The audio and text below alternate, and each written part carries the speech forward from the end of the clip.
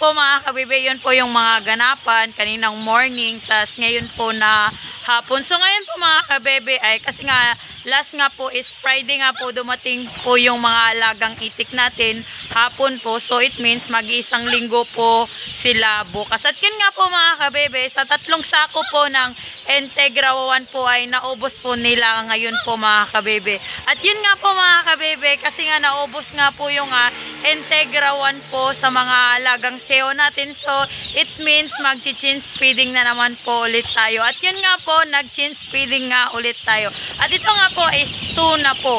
May bagong feeds po kami nga sinubukan at susubukan namin ngayon kung okay ba sa mga alagang seho, kung katulad pa din po ba sa dati na maganda po yung resulta or pundasyon po ng mga alagang seho natin sa 7 days po or ngayon bukas or ngayon 7 days.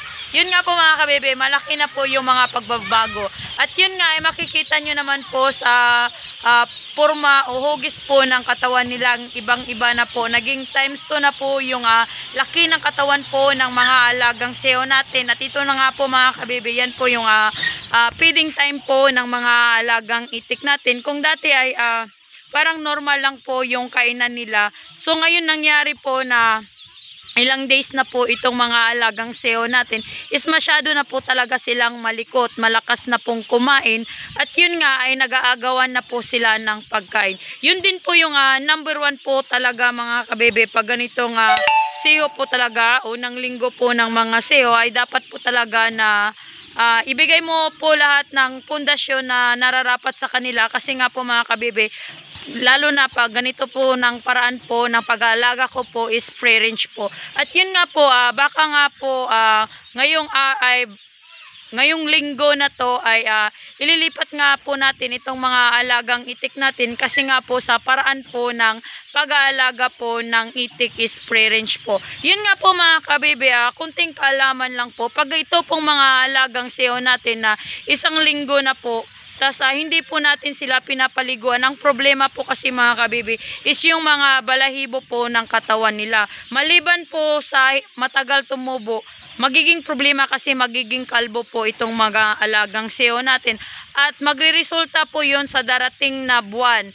Ang mangyayari po mga kabebe is matagal po tumubo ang mga balahibo ng mga alagang seo natin. Kaya nga po ay advisable po talaga na itong mga seo po natin ay papaliguan po talaga natin sa tubig. Lalo na pag ganitong buwan po mga kabebe.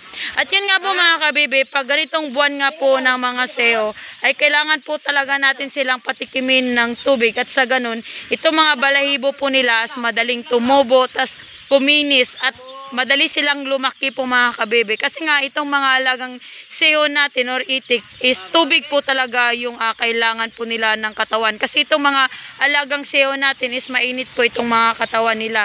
Sa 6 days po ng pag-aalaga po natin ng seo ay 2 gamot lang po yung pinapainom natin, yung dextrose, tas yung 4-in-1 lang po yung ginagamit po natin mga kabebe, tas yung isang linggo na Integra 1 po yung feeds po na pinapakain natin sa kanila. At ngayon po kasi nga nag-change feeding na po tayo. At yun nga po mga kabebe, ito nga pong mga alagang seho natin, kasi nga isang linggo na nga sila ngayon. Bukas po, kung maganda po yung panahon, ay lilipat natin sila sa area sa Kapalayan, kung saan ay sasanayin po natin silang kumain po ng organic na pagkain. Katulad na lang po ng palay, insektor, ano pa doon na pwede nilang kainin sa area. Yun nga lang po mga kabebe, hindi ibig sabihin na ilalagay na natin yung mga alagang seo natin sa free range o sa area Kapalayan na hindi na natin sila papakainin ng feeds. Papakainin pa din natin sila mga kabebe, kundi ay sanayin natin yung mga alagang seo natin na kumain ng palay ng paunti-unti. At yun nga po mga kabebe, ngayon nga ay 2 sako po ng feeds po na dos, para naman po ay medyo malunok-lunok na nila, kasi nga malalaki na nga po talaga itong mga seo natin. Kasi nga po mga kabebe, sa hindi pa po nakakalam at yung nagsisimula pa lang, itong feeds po is 4 or 5 pirasong feeds na kakainin po nila is equivalent na po yun ng 10 piraso pag makainom po sila ng tubig. Kasi nga ay yung nababasa, lumalaki talaga mga kabibi pag nababasa itong kinakain nila. Ganun din po yung mangyayari pag kinain nila, mabubusog talaga sila. At yan nga, lagi ko nga rinilipilan ito ng dextrose. Pag naubos na po yung 4-in-1 na pinapainom ko po sa kanila, is yun ang ginagamit ko. At sa tuwing gabi naman po mga kabibi ay hindi ko na po linalagay sa karton itong mga alagang seho natin, kundi ay hinayaan ko na dito sa lapag. Kasi nga ay malaki din naman sila. Yun nga ay sinapirit ko nga yung maliliit para sa ganun ay makasabay sila dito sa malalaki po natin. Alam nyo ba mga kabibi, ito po yung mukha ng mga seho natin pag hindi po natin sila babasain sa tubig o papaliguan or yung pa-swimming natin sa tubig. Ito po yung mangyari sa katawan nila mga kabibi. Ganyan po. Nagiging kalbo po itong mga alagang itik natin. Alam nyo ba kung bakit sa nakuha ito? Ito po ay dahil sa tae nila, sa feeds na kinakain nila, nagdidikit sa katawan nila, sa balahibo. Kaya ganito po yung nangyayari mga kabibi. Kaya nga, advisable po talaga na paliguan po itong mga alagang seho natin. Kasi nga ay magresulta nga po ito sa susunod na buwan. At yun nga ay pahirapan tayong tumubo itong balahibo nila pag sa ganun ay hindi natin sila paliguan. At yun nga po mga kabibi, sa oras naman ng kainan po ng mga alagang seho natin is alas 5:30 po ng umaga.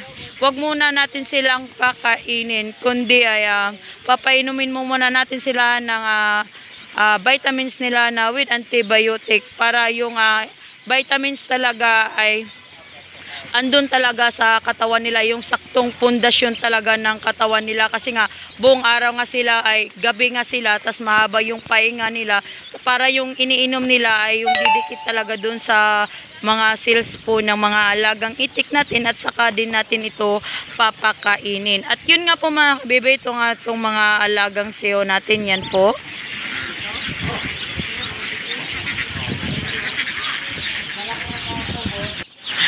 At yun na nga mga kabibi, yun lang muna yung marites ng duck girl nyo. Sana nga po ay may naimarites ako sa inyo. Ako nga pala yung duck girl ng Bukidnon ang nagsasabing magandang buhay po sa lahat.